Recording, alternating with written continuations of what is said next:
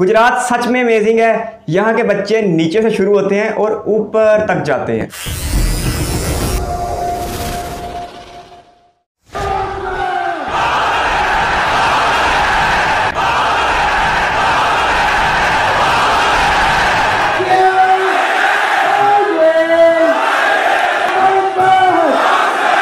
स्वागत है आप सबका। मैं विवेक बिंद्रा, मोटिवेशनल स्पीकर और बिजनेस कोच।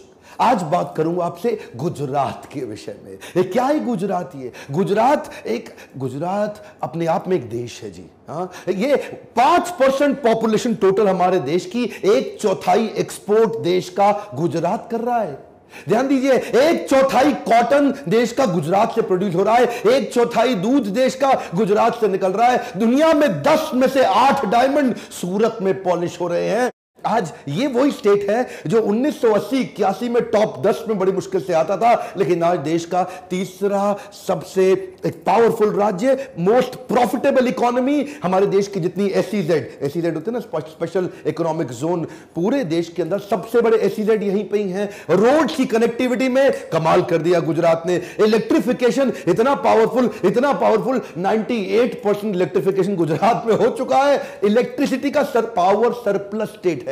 न केवल अपनी पावर पूरी कर रहा है, दूसरे राज्यों को जहां पे बिजली की कमी है उनको पावर भी दे रहा है। 50% मोटेल और होटल अमेरिका के गुजरातियों के कब्जे में आ चुके हैं। गुजराती बचपन से ही धंधा कर रहा है, धंधो सेठिया, ये बचपन से उनके यहां ना, मतलब बचपन में ही बातचीत चालू हो जाती है। कहता है कि पढ़ लिख के किसी कंपनी में मिडिल लेवल मैनेजर बनने से अच्छा छोटी सी दुकान क्यों ना खोल लूं। बचपन से गुजराती बच्चे को सिखाया जाता है जीवन में कई मोटू करवू छे। कहावत है इनके यहां पे, क्या जीवन में कई मोटू करवू मतलब मोटा करवू।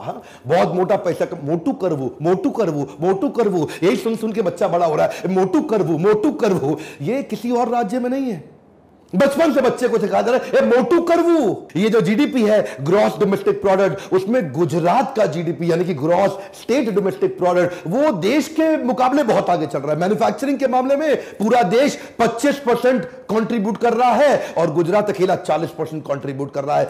सेंट्रल गवर्नमेंट की सब्सिडी पे ये निर्भर ही नहीं है। रिफाइंड पेट्रोलियम प्रोडक्ट लगभग 35% गुजरात प्रोड्यूस कर रहा है। फार्मा दवाइयां लगभग 27% गुजरात प्रोड्यूस कर रहा है। मतलब क्या हुआ? दोबारा 1/3 पेट्रोलियम प्रोडक्ट और 1/4 दवाइयां। जितने भी फार्मा की तो बहुत सारी कंपनियां ने केमिकल का हब बनाया। मेरी बात सिर्फ यह है कि अगर गुजरात एक इंडिपेंडेंट देश होता, सुनिएगा ध्यान से, आपसे कह रहा हूं भारतवासियों, अगर गुजरात एक इंडिपेंडेंट देश होता तो चाइना और साउथ कोरिया के बाद तीसरी फास्टेस्ट ग्रोइंग इकोनॉमी है पूरी दुनिया में। आपके मन में आता होगा ये गुजरात की हिस्ट्री है क्या?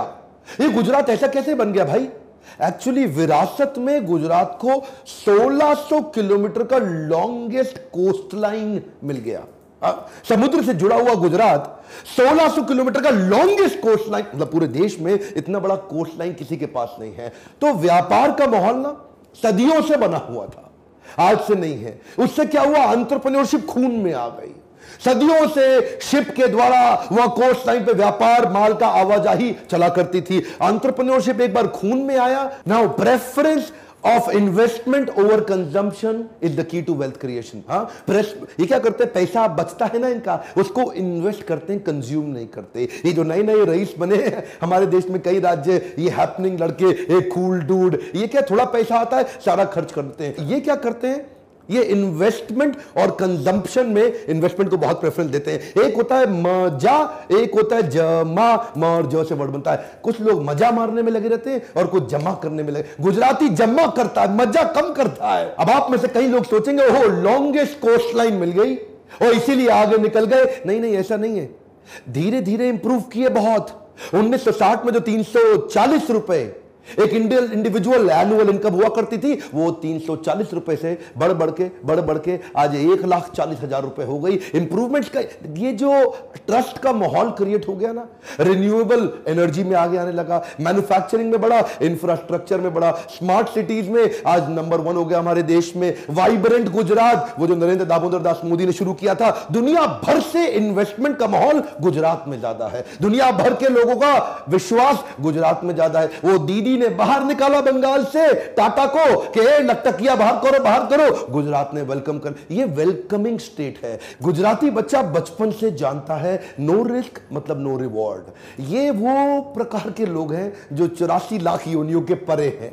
ये बचपन से रिस्क लेना सिखा देते हैं, छोटी छोटी चीजों में रिस्क लेगा। वो क्या कहता है, जीवन में कई मेधावी हो तो रिस्क तो लेउच पड़े। क्या बोला, रिस्क तो लेउच पड़े, रिस्क तो लेउच पड़े, रिस्क तो लेउच पड़े और रिस्क तो लेना ही पड़ेगा। ये दिमाग में घुस गया इनके। हाँ, ये जो है ना, ये देखिए मैं बताऊं, गुजराती कौन, गुजराती वो जो मारवाड़ी से माल खरीदता है और सिंधी को बेच देता है, फिर भी पैसा कमा लेता है। ओह माय गॉड, क्या बोल दिया मैंने भी। हाँ, मारवाड़ी से माल खरीदता है। मारवाड़ी से सस्ता कैसे खरीदोगे आप, और सिंधी को महंगा बेच ही नहीं सकते। मैं ये नहीं कह रहा कि ये कंजूस है, कंजूसी और कॉस्ट ऑप्टिमाइजेशन में फर्क है।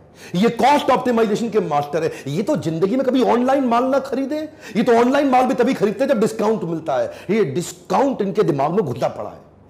किसी गुजराती से मिल लो, भाई साहब इतना डिस्काउंट ले लेगा आपसे, इतना एड़ी चोटी का जोर लगा देगा, जमीन आसमान एक कर देगा, चप्पल घिस लेगा, लेकिन डिस्काउंट लेके इतना डिस्काउंट लेगा, इतना अच्छा, सामने वाले को बुरा भी नहीं लगने देगा, लेगा बड़े प्यार से। हैं जी, बड़ा मधुर भाषी होता है गुजराती, लड़ाई झगड़े में बिलीव नहीं करता, प्यार प्यार से विन विन करा लेगा, उसका सारा मार्जिन खत्म कर देगा, अपने पैसे बचा लेगा और मुस्कुरा के गले मिल के जाएगा। ये हमारे देश में, इंडिया के अंदर स्टार्टअप अभी कल्चर चालू हुआ है ना, वो स्टार्टअप, वो मेरा स्टार्टअप, वो इसका स्टार्टअप, वो नया स्टार्टअप, हैदराबाद में स्टार्टअप, बेंगलुरु में स्टार्टअप। गुजराती स्टार्टअप सालों से कर रहा है। वो क्या कहता है, कई नवू करिए यार। हाँ, क्या कहता है, कई नवू करिए, कुछ नया करना है उसको। वो मोनोटनी पसंद नहीं करता है, वो उसको startup is a mindset for them. एक गुजराती आदमी क्या कहता है, आप अपना सपना खुद पूरा कर लो, नहीं तो कोई आपको नौकरी पर रख लेगा अपना सपना पूरा कराने के लिए। You build your own dreams, otherwise somebody else will hire you to build his dreams. ये नवू करिए के चक्कर में बिजनेस तो शुरू कर जाते हैं। स्टार्टअप का माइंडसेट तो है, पर टेक्नोलॉजी में आज भी गुजरात बहुत पीछे है। कम ऑन, ध्यान दीजिएगा, जिसके चक्कर में टेक्नोलॉजी की कमी से प्रॉफिटेबल बिजनेस बनाते हैं पर स्केलेबल नहीं बना पाते। एवरेज गुजराती टेक्नोलॉजी में आज पीछे रहने के कारण टेक सिटीज बेंगलुरु हैदराबाद के बाद सूरत में नहीं आई, अहमदाबाद में नहीं आई, वडोदरा में नहीं आई, राजकोट में नहीं आई। टेक्नोलॉजी की कमी के कारण एक आम गुजराती कैश में काम करता है। कैसे काम करता है, कैश में डायरी बनाता है, अपनी डायरी जेब में रख के घूमता है। अरे आप सूरत में जाओ, जिसको देखो कैश में काम कर रहा है। ये चक्कर क्या है, इसका कारण है कि ये जो स्केलेबल मॉडल ना बिल्ड कर पाना। क्या होता है लल्लू लाल सिंड्रोम, आपने मेरे कई वीडियोस में देखा होगा। लल्लू लाल 5 का माल 50 में बेचेगा, बेचेगा खुद ही। गुलाब जामुन खुद ही बनाएगा, कचौड़ी खुद ही बनाएगा। जो बड़े बड़े एक्सपर्ट हैं गुजरात के अंदर, वो आज भी गल्ले पे चिपक के बैठे हैं। टेक्नोलॉजी की कमी के कारण अपने आप को रिप्लेस नहीं कर पा रहे, हाई परफॉर्मेंस टीम नहीं डेवलप कर पा रहे। यही कारण है सबसे ज्यादा गुजराती मेरे लीडरशिप फनल में आते हैं और अपने बिजनेस को नेक्स्ट लेवल पे लेके जाते हैं। अच्छा, लेकिन ये तरीके अपने निकाल लेते हैं। अब टेक्नोलॉजी नहीं है, लेकिन बिजनेस बड़ा करना है, मेरे को अंबानी बनना है, अडानी बनना है, पटेल बनना है, तो कैसे करूं? वो क्या करेगा, आपड़ू सेटिंग ऊंचू छे बका। क्या बोलेगा, आपड़ू सेटिंग ऊंचू छे ए बका। ये जो चक्कर है ना, ये मैं काम नहीं बनेगा, सेटिंग कर लूंगा, कोई ना कोई तरीका निकाल लूंगा। ये इनका माइंडसेट, को रास्ता ढूंढ ही लेते हैं। 98.6% विलेजेस यानी कि गांव ऑल वेदर रोड के साथ कनेक्टेड है। रोड कनेक्टिविटी तो हो सकती है, लेकिन इसको बोलते हैं ऑल वेदर रोड। सर्दी गर्मी या हो बरसात, सड़क पे चलता ट्रैफिक दिन और रात। ये ऑल वेदर रोड के बाद इनका टूरिज्म बढ़ गया, ऑटोमोबाइल का अपकमिंग सबसे बड़ा हब बन गया। अमिताभ बच्चन गुजरात के ब्रांड एम्बेसडर हुए, तो उसके बाद और ज्यादा। अच्छा, इसके बाद Arvind mills, Soma textile, modern denim, India land of denim बन गया। अच्छा, नए नए बिजनेस चालू करते है ना, तो इनके भी लाइफ में फेलियर बहुत आते हैं। फेलियर तो आएंगे ना, ज्यादा रिस्क लोगे तो ज्यादा फेलियर भी आएगा, लेकिन ये फेलियर से घबराते नहीं। अल्टीमेट लर्निंग का माइंडसेट है। फ्लेक्सिबिलिटी बड़ी भयंकर है। क्या कहते हैं, आज नहीं तो काले आपड़ो डंको वागसेज। आपड़ो डंको मतलब क्या हुआ, आज नहीं तो कल, आज नहीं तो कल मेरा भी डंका बजेगा। ये होपिंग अगेंस्ट द होप्स। ये चक्कर क्या है ना, अडेप्टेबिलिटी बड़ी है इनकी। इंडिया की फोर्ब्स की लिस्ट हो या इंडियंस की दुनिया भर की लिस्ट हो, पूरा देश एक तरफ, और गुजरात एक तरफ। 50% अरबपति हमारे देश में गुजरात से आते हैं और बचे हुए 50% पूरे देश के मिला के आते हैं। अंबानी है या अडानी है, दिलीप सांघवी है या अजीम प्रेमजी है, कैडला वाले पटेल है या करसन भाई पटेल है, ये गुजरातियों ने डंका बजा रखा है। एक कमाल की बात बताऊं, अमेरिका के अंदर, एक नॉर्थ अमेरिका के सारे यूएस ऑफ ए, पूरा यूनाइटेड स्टेट्स ऑफ अमेरिका के अंदर एक गुजराती की एवरेज इनकम एक अमेरिकन एवरेज इनकम से 3 गुना ज्यादा है। इसको बोलते हैं गुज्जू भाई। ध्यान दीजिए, यानी कि एक आम अमेरिकन जो कि गोरा अमेरिकन है, उसकी एवरेज इनकम से 3 गुना ज्यादा है एवरेज इनकम हमारे देश का गुजराती जाकर के अपना झंडा गाड़ के आया है। सात्विक बुद्धि का गुजराती दिमाग के इस हिस्से पे पैसा खर्च करता, दिमाग के नीचे के हिस्से पे ज्यादा पैसा नहीं लगाता। ये जीवा और जननेंद्रियों की संतुष्टि पे पैसा नहीं लगाएगा गुजराती, पर स्त्री गमन और मांस भक्षण पे पैसा नहीं लगाएगा, वो लगाता है अपनी लर्निंग के ऊपर। शुरू से लर्निंग का कल्चर रखा, वो जानता है अगर लर्निंग बढ़ेगी तभी अर्निंग बढ़ेगी। शुरू से ज्यादा अपनी उस बुद्धि पे इन्वेस्ट करता है। देखिए, ये दिमाग जो आपको सब कुछ देने वाला है, अगर आप इस पे इन्वेस्ट नहीं करोगे तो कहां से कमाओगे। यही कारण है कि सबसे ज्यादा गुजराती हमारे लीडरशिप फनल और बाउंस बैक सीरीज में आते हैं। सारे इवेंट गुजरात में मेरे हाउसफुल होते हैं और इसी कारण से मैं पहली बार राजकोट में लीडरशिप फनल कर रहा हूं। आज तक मैं केवल दिल्ली मुंबई में करता था, इतनी डिमांड आ गई राजकोट में। मुझे तो गुजरात की सलाहियतों में पहले भी शक नहीं था। पाकिस्तान और इंडिया दोनों ममालिक को बनाने वाले गुजरात से ताल्लुक रखते थे। डॉक्टर वीवक बिंद्रा जी बहुत जादुई शख्सियत के मालिक लगे हैं मुझे। मैंने इन्हें फर्स्ट टाइम सुने और सच में ये तो बोलते हैं तो फिर चुप होने का नाम नहीं लेते। और ऐसे ही इन्होंने गुजरात को ऐसे बयान किया कि सच में मजा आ गया। सिर्फ 5% की आबादी शेयर करता है गुजरात पूरे इंडिया में। उसके बावजूद गुजरात में जितनी एक्सपोर्ट होती है वो पूरे इंडिया का 1/4 है। इसके अलावा जो मिल्क प्रोडक्शन है वो भी 1/4 है। और जो सबसे बड़ी बात है कि दुनिया में हर 10 में से 8 हीरे सूरत में पॉलिश हो रहे हैं। 1980 तक गुजरात इंडिया के 10 स्टेट्स में बड़ी मुश्किल से फिट आ रहा था और अब ये इंडिया का तीसरा प्रॉफिटेबल स्टेट बन गया है। इसके साथ साथ बताया गया कि रोड कनेक्टिविटी कमाल की है। ऑल वेदर रोड्स हैं, यानी कि गुजरातियों को कोई फ़र्क नहीं पड़ता, गर्मी है, सर्दी है, धूप है, बारिश है, जैसा भी मौसम है गुजरात में ज़िंदगी रमा दमा रहती है। इसके साथ साथ जो दूसरी स्टेट के साथ गुजरात की कनेक्टिविटी है वो भी बहुत कमाल की है। और अब हम देख रहे हैं कि जब से मोदी जी का ये दौर शुरू है उसके बाद से हर मेगा प्रोजेक्ट को गुजरात का कुछ ना कुछ हिस्सा ज़रूर दिया जाता है। बुलेट ट्रेन हो या सागरमाला हो, भारतमाला हो, ये सारे गुजरात के ही मेगा प्रोजेक्ट हैं। इसके साथ साथ गुजरात में हमने एक और चीज़ बहुत यूनिक देखी है कि मोदी जी के कोई भी मेहमान जब बाहर से आता है, अमेरिकी सदर हो या ब्रिटिश प्राइम मिनिस्टर हो, तो मोदी जी उन्हें गुजरात के दौरे पर ज़रूर ले जाते हैं, क्योंकि गुजरात का मोदी जी के साथ बहुत पुराना ताल्लुक है। और तकरीबन 12 साल तक 3 मुख्तलिफ बारियों में मोदी जी गुजरात के मुखिया मंत्री रहे हैं और अब भी उनकी यही पहचान है कि गुजरात उनकी नस नस में शामिल है।